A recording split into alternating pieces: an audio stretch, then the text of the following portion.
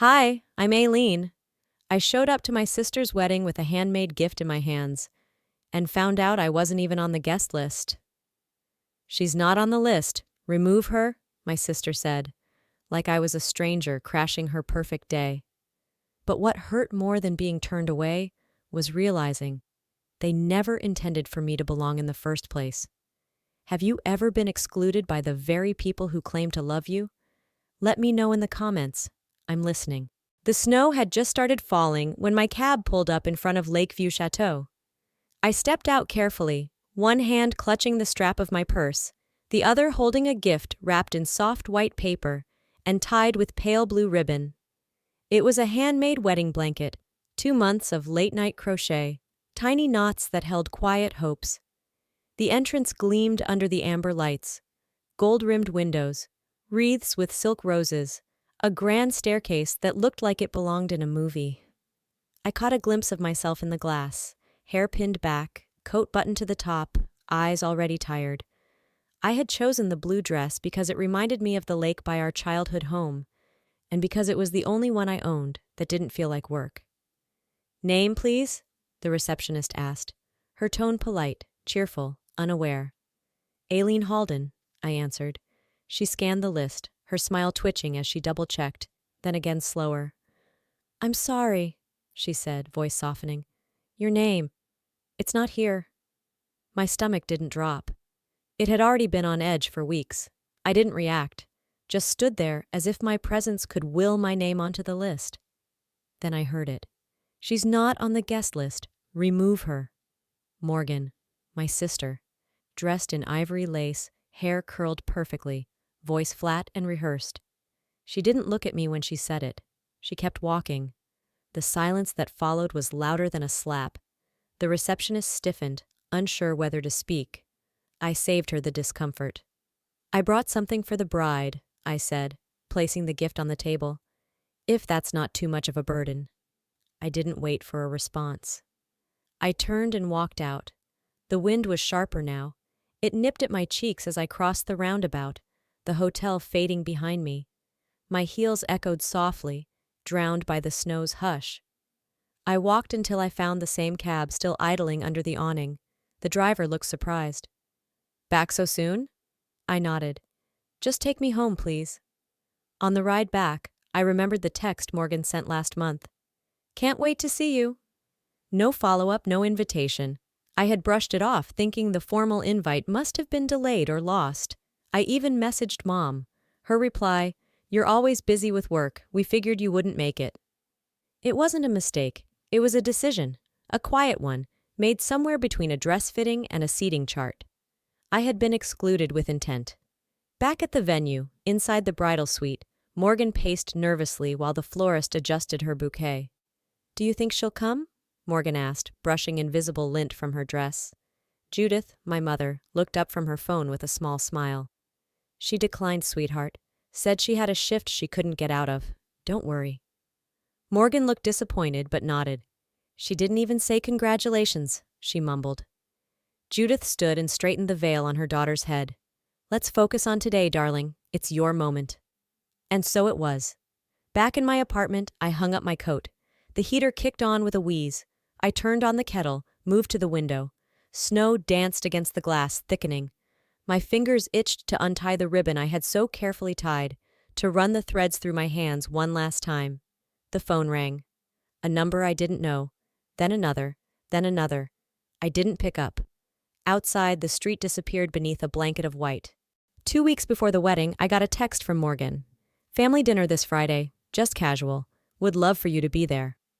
I had hesitated. I should have listened to that hesitation. The Halden dining room hadn't changed. Same dark wood table, same candles that were never lit. I arrived 5 minutes late. Enough to seem polite, not enough to disrupt. The room buzzed with quiet chatter, silverware clinking. And then I noticed. No empty chair. Everyone was seated. Mom at the head, Callum beside Morgan, and a few cousins I barely remembered. My place didn't exist, not even as a placeholder. Judith looked up, her tone far too neutral. "You didn't let us know you were coming, Aileen. This was last minute." "I got Morgan's message," I replied. "Oh," she said, already turning back to her plate. Well, just find a spot to lean somewhere. We're almost done anyway. Morgan didn't look at me, not directly. Callum offered a half smile. I stood by the sideboard and folded my arms, acting like it didn't matter. It's okay, I said. I won't stay long. The conversation resumed without me. Dinner passed in a blur of inside jokes I wasn't part of, stories I wasn't invited to live. Judith talked about wedding details, floral themes, seating arrangements, the string quartet. I stayed quiet, focusing on the way the lights flickered above the table. When the plates were cleared, Judith returned with a pear tart, the one Morgan used to beg for every birthday. She sliced it perfectly, served it to everyone, including the cousins. The plates circled the table, skipped my corner, and settled back in front of her like a completed loop. I waited. Nothing. You don't like pear tart, right? Judith asked offhand. I remember you said that years ago. I was 15, I replied, more to myself than anyone. Nobody laughed, nobody corrected her. I stayed for 2 more minutes. Then I excused myself, blaming a work shift that didn't exist. Outside, the cold bit through my jacket. I walked 2 blocks before calling a cab. The wind stung, but at least it was honest. In the cab, I looked out the window while the driver hummed along to some old country song. He glanced at me once through the mirror. You okay, ma'am? I nodded slowly. Just wasn't hungry after all. When I got home, I hung up my coat and opened the fridge. Leftovers waited. Last night's soup in a container with a cracked lid. I took it out, placed it in the microwave, pressed the first button I saw. Then I stopped. I opened the microwave, took the bowl out, and dropped it in the sink. I wasn't hungry anymore. The text came on a Thursday morning, somewhere between my 3rd coffee refill and the start of a double shift. Come help me pick the dress. I want your opinion. It was from Morgan. I stared at the screen longer than I should have.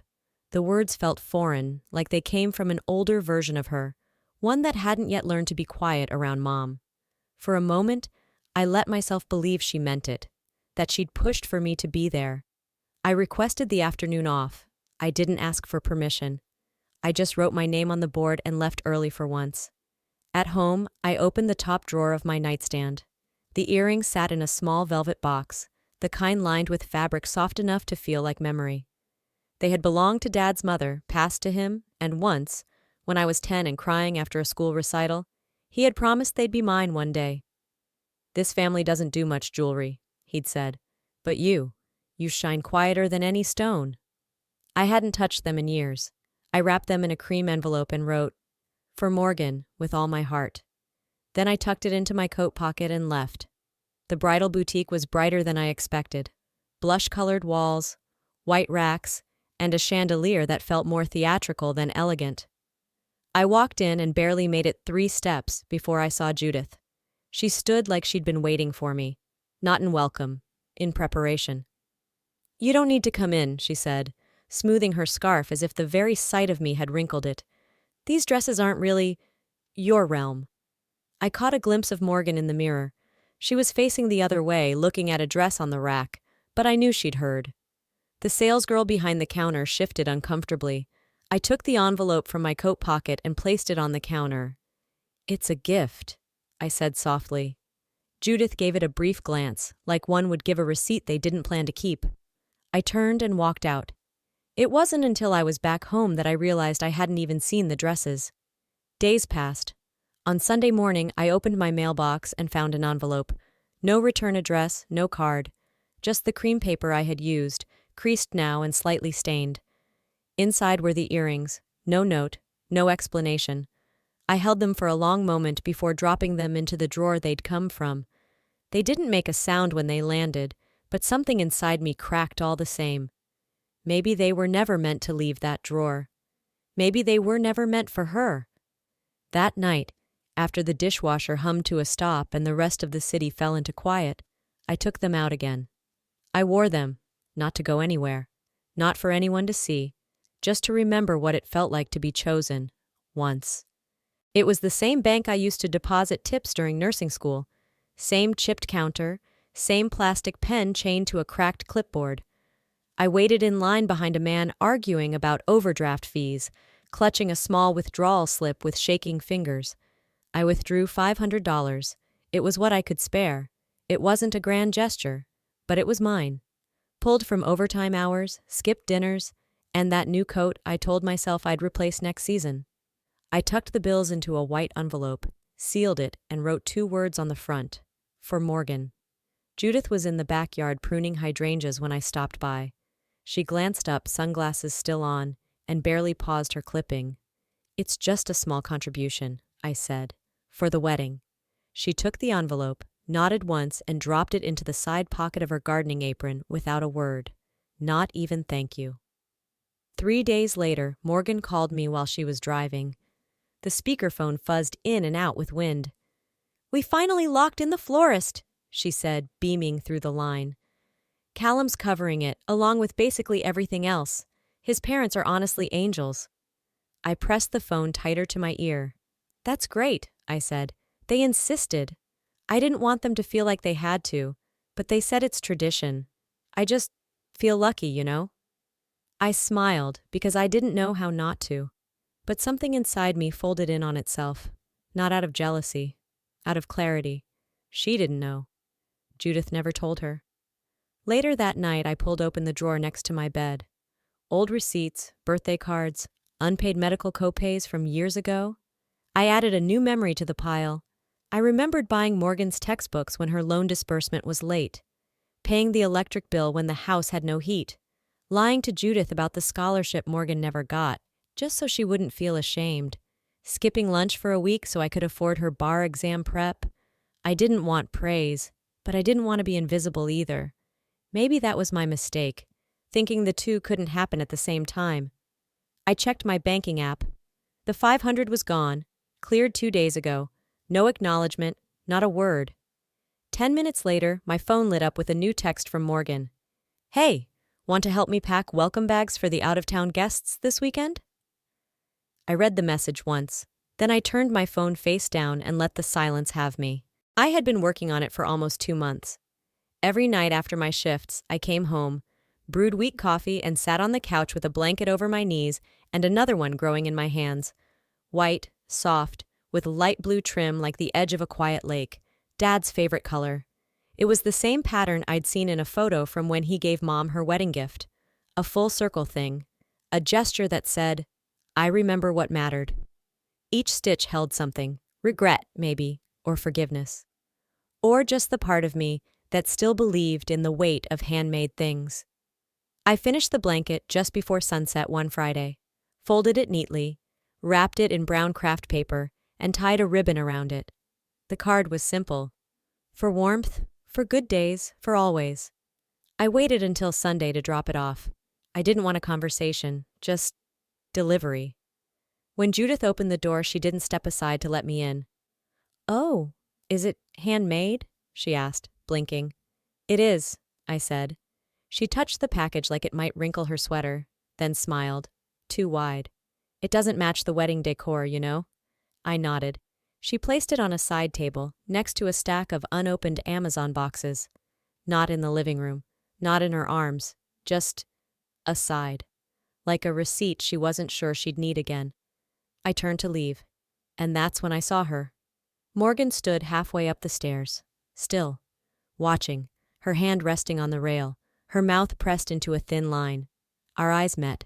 I waited, just a beat, long enough to see if she'd come down, if she'd say anything, if she'd pretend to care. She didn't. So I smiled, because it felt like the only shield I had left, and nodded once, like I understood, like I agreed. And I walked out. It wasn't the rejection that hurt. It was that she let it happen. My car was still warm from the sun, the seat holding onto heat that my skin didn't feel. I sat there for a moment before starting the engine. My phone buzzed on the passenger seat. "Morgan." I didn't answer. I turned the phone face down and pulled into the street, letting the ribbon around my chest unravel, one breath at a time. I was looking for a scarf. It had gotten cold again, that dry kind of Minnesota cold that seeps under your skin even when the sky is sunny. I opened the hallway closet to dig through the winter box, and instead found a piece of my past folded in with the mothballs. A photo. Faded edges, colors washed into gray. Dad in his fireman's uniform, standing with his arm around me, a crooked smile that never looked good on camera but felt so right in person. On the back, in his blocky, neat handwriting, "My girl, my hero." I closed my eyes and saw it all again. The night he couldn't breathe, the way I called 911 before Mom even realized he was struggling, the way I held his hand on the way to the ER, whispering that I had him, that he would be fine. When the doctor said he would have died if we'd waited even 5 more minutes, Dad squeezed my fingers and whispered, "You saved me, kid." Judith had been quiet the whole ride home.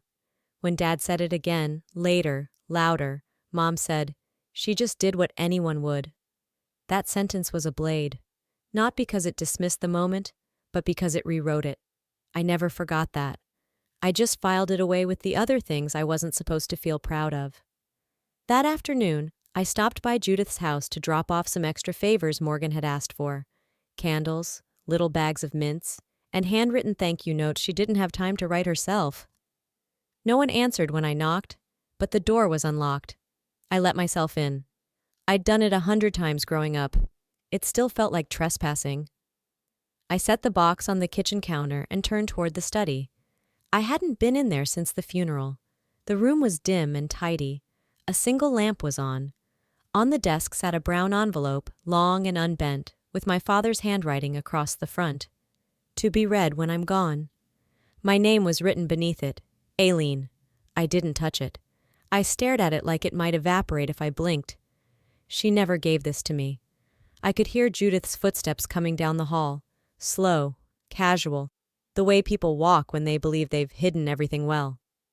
I reached for my phone, clicked a photo. Flash off. No sound. Then I turned around and walked out. She didn't even see me pass the doorway. Later that night, I printed the photo and taped it to the back page of my journal, the same one I hadn't written in since Dad passed. Beneath it, I wrote, "She kept his last words, but I still hear him." The room held its breath. Morgan stood at the altar, bouquet trembling in her hands, eyes searching the pews like something vital had been misplaced. The soft music had faded into silence.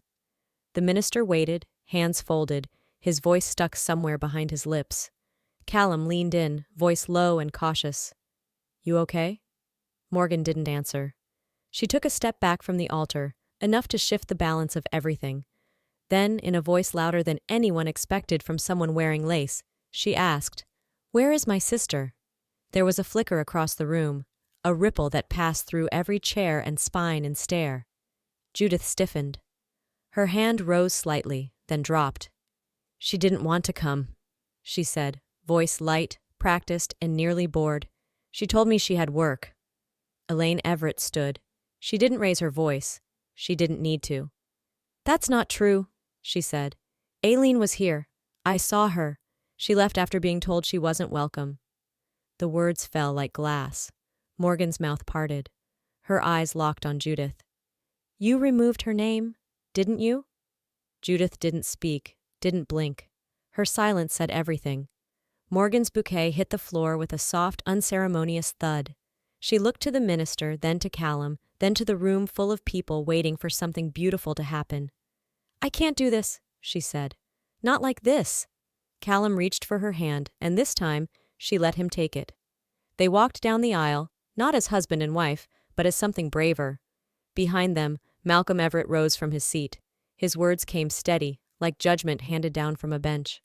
A family that hides its shame cannot be trusted with someone else's future. He looked directly at Judith. She finally sat down. Guests began standing, some slowly, others in quiet agreement. Chairs shuffled. The room, once filled with promise, began to empty. And in the middle of it all sat Judith, framed by gold trim and wilting flowers. Outside, in the bridal suite, Morgan pulled out her phone. Her hands shook as she scrolled through her contacts. She pressed call, voicemail. "Hey," she said, her voice cracking.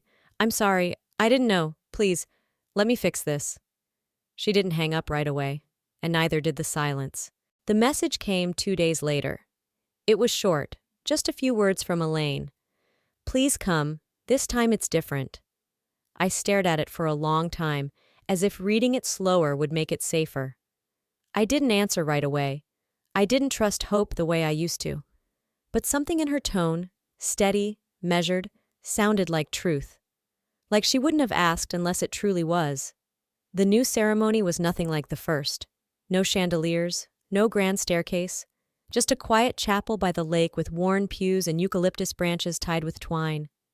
The kind of space that made silence feel warm instead of cold.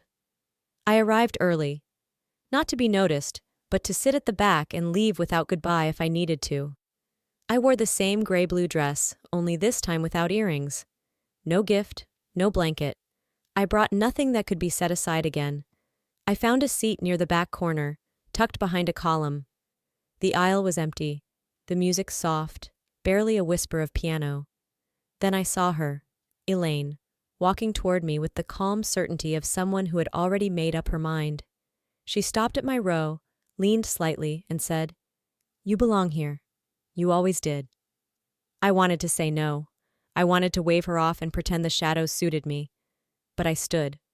She placed a hand gently on my elbow and guided me forward, past rows of white flowers and curious stares. Past Callum's cousins and the Everett aunts who'd whispered my name when I wasn't around. She didn't let go until I was seated, front row, right beside her. Across the aisle, Judith sat in her cream coat, stiff and silent. She didn't meet my eyes. Morgan hadn't arrived yet. Callum stood near the altar. He gave me a nod, a quiet acknowledgement, the kind men rarely get right, but somehow he did. The ceremony was simple. Music, vows, a soft breeze through the open windows. Morgan walked in alone, her dress plainer than the last, her smile smaller, but real. She didn't speak to me until later. After the ceremony, the photographer gathered us for pictures. "Just family," he said. I started to step back, out of frame. Morgan turned and reached for me, her hand landing softly on my shoulder. She didn't say anything. She didn't have to. The camera clicked, and for the first time in every family photo ever taken, I didn't feel like I had to smile just to prove I belonged. I smiled because I did. Later that evening, when I got home, I found a small envelope in my mailbox. Inside was a printed copy of the photo. On the back, in Morgan's handwriting, "This one's for the wall, not the drawer." The morning after the ceremony, I sat by my window with a mug of coffee cupped in both hands, steam curling against the glass, like the breath of something I'd finally let go. The photo frame stood on the windowsill, not tucked away, not hidden in a drawer. In the picture, I was seated beside Elaine and Malcolm, my hands folded in my lap, Morgan's hand on my shoulder. My smile was soft, not triumphant, not forced, just settled. Morgan had texted a few times since then. Little things, a picture of the chapel's flowers, a blurry snapshot of Callum dancing with his niece. No apologies, just warmth. I reached for my journal. On the inside cover, taped carefully, was the photo of Dad's sealed envelope. To be read when I'm gone, still in Judith's study drawer. I pasted the wedding photo beside it. Beneath the two, I wrote, "One was taken, the other I claimed." Later that week, I walked past Judith's house. The hydrangeas were gone now, replaced with stiff winter branches. The windows were drawn. I didn't stop. I didn't need to. I wondered if the envelope was still there. I could picture it clearly. The handwriting, the way the flap hadn't been opened. A final message never delivered, and still, I felt no urgency to retrieve it. I used to crave her words. Now I value the ones I remember. That night, Judith called. Just once. I let it ring.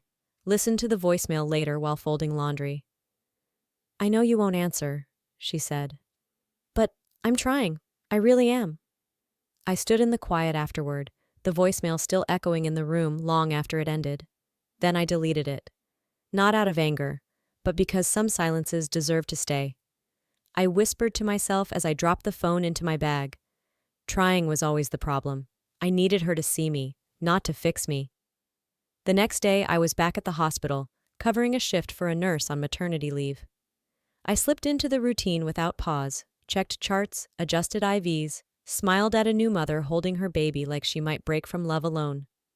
Before heading home, I paused outside the hospital entrance. Snow was falling again, soft and slow, like it didn't want to startle anyone. Someone from the break room waved at me through the glass. I waved back, and I walked forward. Not toward them, but toward myself. Sometimes healing isn't loud. It doesn't come in grand apologies or sweeping gestures. Sometimes it's the quiet decision to no longer shrink yourself for the comfort of others. I used to think love meant staying silent, staying small. But what I've learned is that peace begins when you no longer wait to be chosen. You choose yourself. Maybe you've been the one left off the guest list.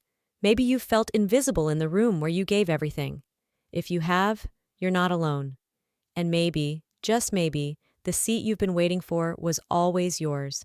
You just had to stop asking for permission to sit in it. If this story touched something in you, leave a 1 inch in the comments or tell me where you're watching from. If it didn't resonate, I'd still love to hear why. Your perspective matters. And if you're new here, don't forget to subscribe for more stories that speak to the parts of us we often keep quiet. See you in the next chapter.